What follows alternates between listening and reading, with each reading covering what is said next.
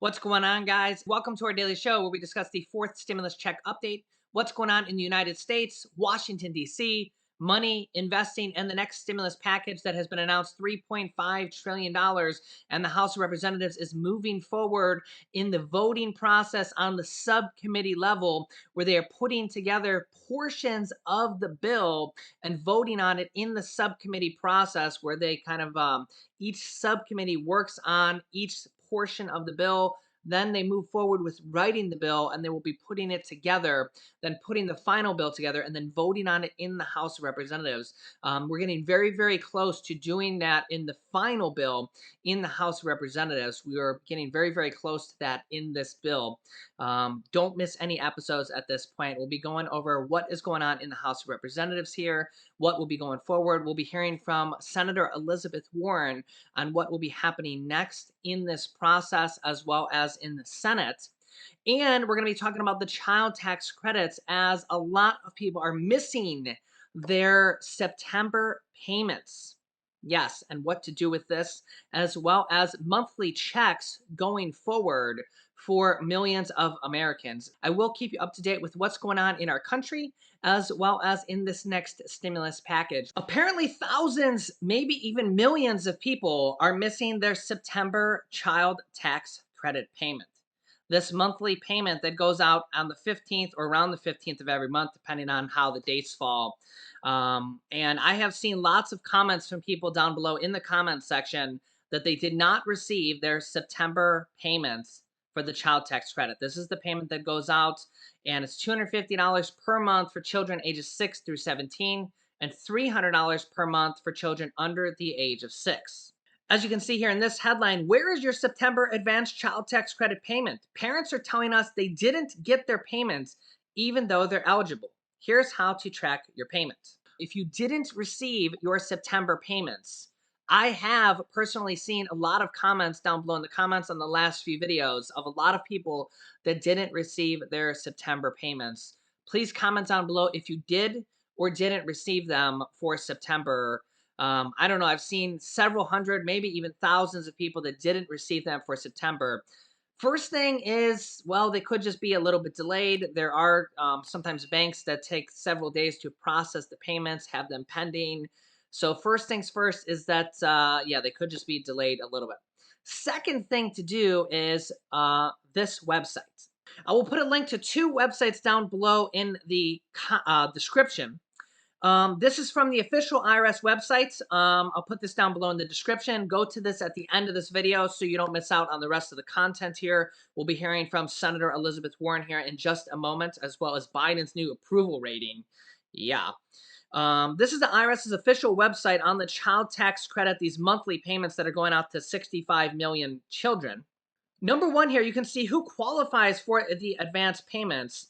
You can also check to your managed payments. You can check to see if you're enrolled for payments, and you can view your payments. You can view your payment statuses here, and you can do several different things. You can update your bank accounts, your mailing address, and you can check on the status of your payments. There's also multiple different things you can do here. So number one, if you didn't get your September payments, this is probably the tool to do this. And if you didn't get your payments for any of the last months, you could probably log into this IRS portal here and check to see if there's anything wrong or if they didn't send it or anything like that. Again, do that at the end of this video. I'll put the link down below in the description. If you're a non-tax filer and you have children, you need to submit your information to the IRS. So even if you don't have any earned income at all, you still are eligible for the child tax credit payments. Quote, if you aren't required to file a tax return and haven't given us your information already, you will need to give us some basic information for the child tax credit. You can also check to see if you're eligible with this eligibility assistance. So again, even if you don't have a single dollar of earned income, and you don't normally file tax return, you have to fill out this information here just to let you know. There's also another website here that I will put in the description, which the website is getctc.org. This is an official IRS website where you can file a simplified return here. You can check on your child tax credits. Do you qualify? They have all sorts of information here and all sorts of frequently asked questions here as well. Also, they do want to extend these child tax credit, these monthly payments for about 65 million children. This is just one of the stimulus type items they want to put in this next package. There is probably going to be multiple different stimulus items in this next package. This is the list of items that they are considering to put in this next package, but remember that they have to actually pass the package. All the items in green have already been passed. They have passed student loan forgiveness for certain students that have disabilities. Their schools have defrauded them or their schools have closed on them to the tune of about $10 billion. They have passed a 25% SNAP increase that will be permanent, that will go on every single month, every single year going forward, starting on October 1st. Remember that there is also a temporary SNAP increase that will be ending on September. So there's EBT SNAP increase that's ending. That was just a temporary increase that's ending in September, but there's a now 25% SNAP increase that's going on permanently that will start in October. So they've kind of done this new 25% SNAP increase, which is the largest permanent SNAP increase ever in the history of the SNAP program. There's also a pause on student loans for anybody that has federal student loans that goes till January 31st. That is for over, I think it's 42 million people. And there's also over 40 million people on the SNAP program, the food stamp program. All the items in black are the items being considered for this next stimulus package, which is about $3.5 trillion. But of course, we have moderate Democrats like Senator Joe Manchin that want the package to be $1.5 trillion. Of course, he's the only senator that wants it to be $1.5 trillion. But they do need his vote. They need every single senator to vote on the package. Yeah. So if the package is $3.5 trillion, they could put additional stimulus items in this package, like a fourth stimulus check, like utility assistance, mortgage assistance, internet assistance, debt forgiveness. There is supposed to be an extension of the child tax credits, those monthly checks that are going out to children. Those end at the end of this year, the $250 to $300 per month. That ends at this year. So if they don't pass this package for whatever reason, like Joe Manchin votes no or anything like that, nobody will be getting anything. So no forced stimulus check, no child tax credits, no internet assistance, utility assistance, no Medicare expansion for seniors that would include hearing, dental, vision, hearing aid coverage, dental coverage. That Medicare expansion is currently expected to be in this bill, as well as lower the Medicare eligibility age to age 60. That is going to be a permanent increase, a permanent expansion of Medicare. About 75% of seniors do not currently have these Medicare benefits. And honestly, these Medicare benefits are going to be one of the greatest things in this package because, as Senator Bernie Sanders says, the person who's in charge of this package, the Senate Budget Chairman, the majority of seniors do not have these coverages: hearing coverage, dental coverage, denture coverage, hearing coverage, hearing aid coverage. Hearing aids can be $5,000 or more, and the majority of seniors cannot afford that. They're calling this kind of Medicare 2.0. All these additional coverages for Medicare, as well as lowering the Medicare eligibility age to age 60, which is apparently going to put about 25 million people eligible for Medicare. So all of this stuff is going to be a lot of these. There's so many different things that are going to be in this package, as well as potentially 2 years of free community college. Is going to be in this package. I don't think there's going to be an age limit. So you could be 18, you could be 40, you could be 60, you could be 80 and qualify for community college. I think there will be an income limit. I think it'll be similar to the third stimulus check. So I don't think you're going to be able to make $500,000 in income and get community college, 2 years of free community college. I don't think you're going to be able to make $1 million in income and be able to go to college for free. I think later on, I think they're going to push for more college. I think they're going to push for 4 years of community college, and I think they're going to push for state colleges as well later on in one of the upcoming stimulus packages. Remember that the Democrats are going to get more reconciliation cards after this. So the Democrats are in control of the House and the Senate all the way until November of 2022. That's when the House and the Senate go up for re-election. So they have a full 2 years. From the beginning of when they won the House and Senate until the next. So they're going to pass more stimulus packages after this. And that's when we might see, or that's when we're going to see more packages passed even after this. And the Democrats probably really need to pass these next two packages, this $3.5 trillion stimulus package and the infrastructure package, because according to new polls, President Biden's approval rating has just dropped to the lowest of his presidency, according to a new Reuters and Ipsos poll. Check this out. Public approval of U.S. President Joe Biden has dropped to the lowest level of his presidency, with Americans appearing to be increasingly critical of his response according to the latest Reuters and Ipsos opinion poll. The national poll conducted on September 15th and 16th found that 44% of U.S. adults approved of Biden's performance in office, while 50% disapproved, and the rest were not sure. This is his lowest approval rating. Of course, the Afghanistan incident and withdrawal did not help and actually lowered his approval rating significantly. Biden's popularity has been declining since mid-August as the U.S.-backed Afghanistan government collapse and related deaths surged across the country. While most Americans support the kind of mask requirements that Biden has ordered recently to slow the spread of the Delta variant, some Republicans have criticized what they consider to be an overreaction by the White House. The weekly polls showed the number of Americans who approved of Biden's response dropped below 50% for the first time. About 48% approved of the president's policies, while 46% disapproved.